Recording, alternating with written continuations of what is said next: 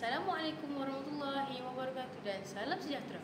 Yang dihormati Tuan Pengerusi Majlis, para guru yang saya muliakan, serta rakan-rakan yang saya kasihi sekalian. Bersyukur kita kehadrat Ilahi kerana limpah kurnia dan hidayahnya dapat kita berkumpul dalam majlis ilmu pada hari ini.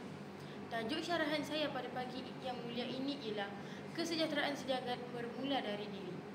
Hadirin yang budiman, apabila kita menyebut tentang kesejahteraan sejagat, ramai antara kita yang membayangkan dunia yang bebas dari peperangan, kemiskinan dan penindasan. Tidak salah tanggapan itu. Namun begitu, seringkali kita terlupa bahawa kesejahteraan dunia tidak akan tercapai jika tiada kesejahteraan dalam diri setiap individu. Bak kata pepatah, kalau asal benih yang baik jatuh ke laut menjadi pulau. Maka, izinkan saya mulakan dengan persoalan ini. Adakah kita benar-benar sejahtera dalam diri sendiri?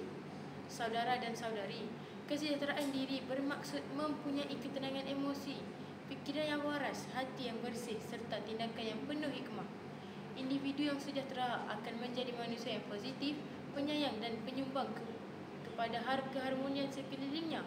Bayangkan jika setiap hari insan memulakan hari dengan senyuman, bertegur sapa dengan sopan dan membantu mereka yang memerlukan. Bukankah dunia akan menjadi tempat yang lebih baik? Kita ambil contoh tokoh-tokoh kemanusiaan seperti Abdul Fattah Edi dari Pakistan dan Mother Teresa dari India.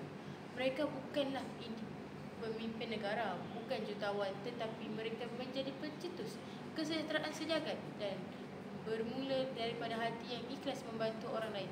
Sifat empati dan kasih sayang dari dalam diri mereka melimpah dan memberi manfaat kepada ribuan manusia. Hadirin dan sekalian, dalam dunia yang serba moden ini, kita semakin alfa akan nilai murni yang kita cepat marah, mudah melata dan kerap bersangka buruk. Media sosial menjadi gelanggang cacian, bukannya tempat menyebarkan inspirasi. Kita lupa bahawa satu kata-kata boleh membina tetapi juga boleh menghancurkan. Maka di sinilah letaknya peranan kita untuk kembali menilai dan memperbaiki diri. Kita mesti menanam nilai sabar, hormat, jujur dan kasih sayang dalam kehidupan seharian. Saya ingin berkongsi sebuah kisah kecil tetapi bermakna. Seorang pelajar daripada Jepun setiap hari akan membawa sapu tangan ke sekolah. Bukannya untuk dirinya, tetapi untuk mengelak meja rakannya yang cacat penglihatan.